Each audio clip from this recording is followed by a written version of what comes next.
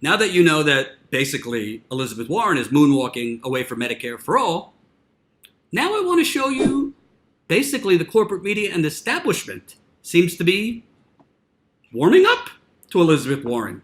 Let's take a look. Elizabeth Warren is on the rise. We are looking at new Monmouth University polls just into CNN. And while it shows presidential candidate Joe Biden leading the pack among Democratic voters nationwide with more than double the support, it's the battle really for the #2 spot that's turning heads here. Elizabeth Warren has surged 5% from last month, and she is now neck and neck with Bernie Sanders, virtually tied for second place. Joining me now is Patrick Murray. He is the director of the Monmouth University Institute, Polling Institute. So this is quite the move that we're seeing here by Elizabeth Warren. Do you know why we're seeing this? Yeah, she's solidifying her support among liberal voters. Getting this new look at where the 2020 Democratic hopefuls stand, and the big news is actually who's in second place. Now, Senator Elizabeth Warren and Senator Bernie Sanders are neck and neck for second in this new Monmouth University poll. Former Vice President Joe Biden is still top of the list with 32%. This is just the latest poll showing Warren picking up momentum. And with me now, staff writer for The New Yorker, Sheila Kohatkar, is with me. Her new profile is in the June 24th issue of The New Yorker. She was with Warren on the campaign trail and at her home. So a pleasure to meet. So the reason I showed you those two polls is very important because I used to work in cable news, so I know exactly what they're doing. This is called driving the narrative.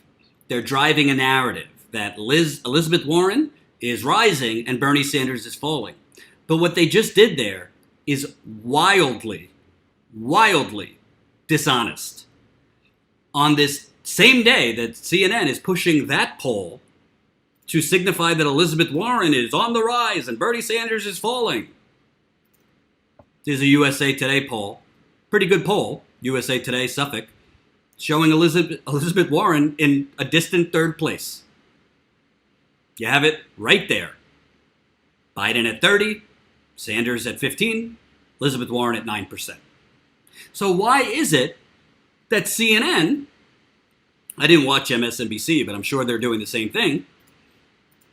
Why is it that they it seems that they're choosing polls that show Elizabeth Warren in second place when there's a poll out today from a very reputable polling outlet, USA Today in Suffolk, showing Elizabeth Warren in the single digits. Now, I want to be clear. Elizabeth Warren is rising in the polls. There are a lot of polls that show her rising.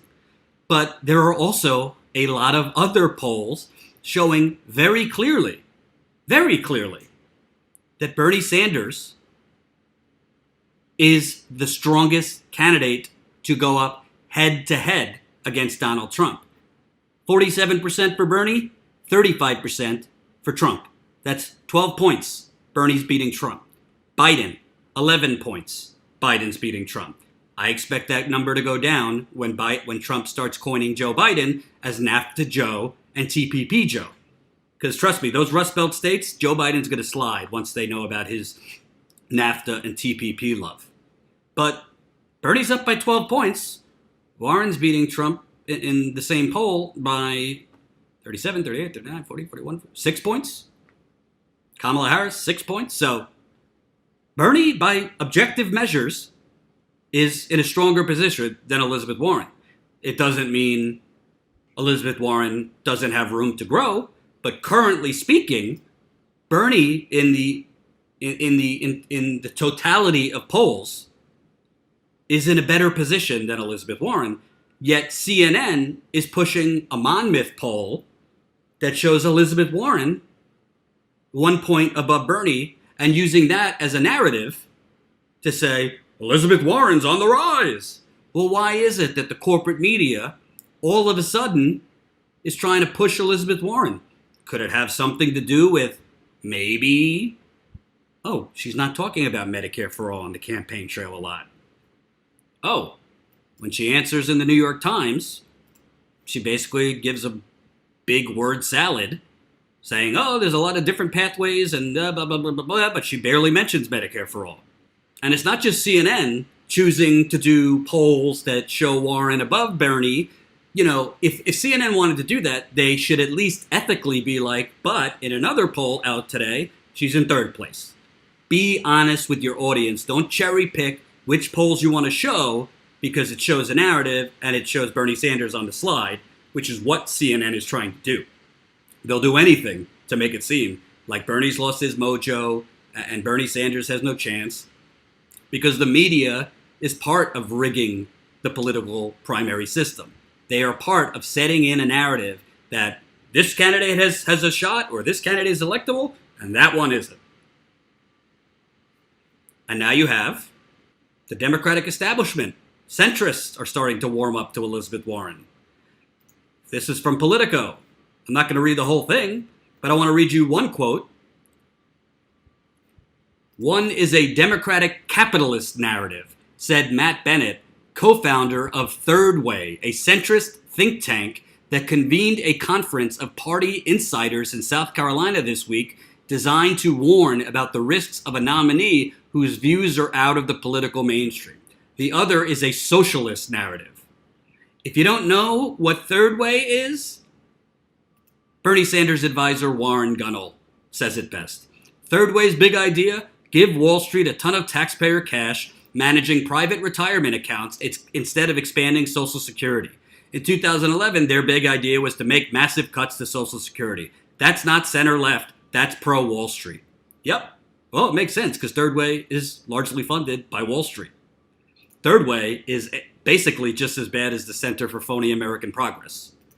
So, Third Way, which isn't backing a candidate, Politico writes, famously torpedoed Warren in a widely read 2013 op-ed that exposed the party's ideological fissures on entitlements. Quote, nothing would be more disastrous for Democrats than to adhere to Warren's brand of economic populism, wrote two of the think tank's leaders in a piece that drew condemnation from progressives.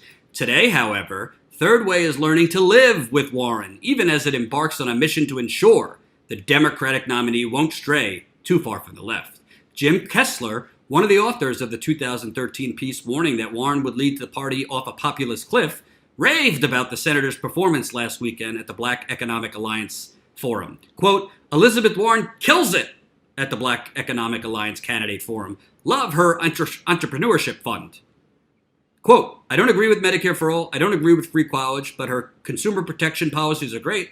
I think she has a good infrastructure plan, said self-described moderate Democrat Reagan Gray, a healthcare policy and political consultant, attending the Third Way conference. I absolutely know and believe people are taking a second look at her. She now seems to be getting herself away from the Bernie Sanders grouping. People are taking a second look at her and saying, some of her policies are good. Maybe she isn't like Bernie. Jen Psaki, who served as White House communications director in the Obama administration, said moderates who might have been turned off by Warren in the past are now giving her a chance. Quote, I think there was a perception, and I'm not saying it's accurate, that she would only be able to speak to liberal parts of the country, Psaki said. But skeptics now increasingly view Warren as an alternative to Bernie Sanders on the progressive wing of the party, and also someone, when you listen to her policies, they're palatable to people who wouldn't have thought they were palatable to them. Well, why exactly is Elizabeth Warren's policies palatable to the establishment? Why are they now suddenly palatable to the establishment? Maybe the establishment is starting to get the little wink and the nod that she's willing to make deals with the establishment. And she's not going to fight as hard as Bernie Sanders for Medicare for all or free public college or those things. It's not like corporate Democratic establishment suddenly had an epiphany and is like, you know what? We think Elizabeth Warren, we like those progressive economic policies. And you know what? We really think she's right about Wall Street. And we need to take it to Wall Street. It's not like they suddenly had a eureka moment here, folks. So, between Jen's story, which you should go read and share, I got to tell you,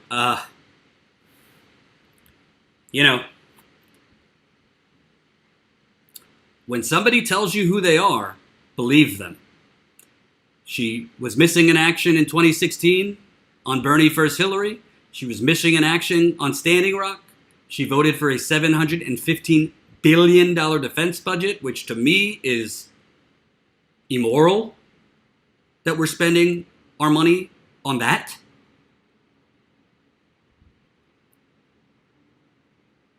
I think she's got a lot of questionable views, but besides her policy, something that people haven't looked at, and by the way, I don't mean to minimize it because she's a smart woman.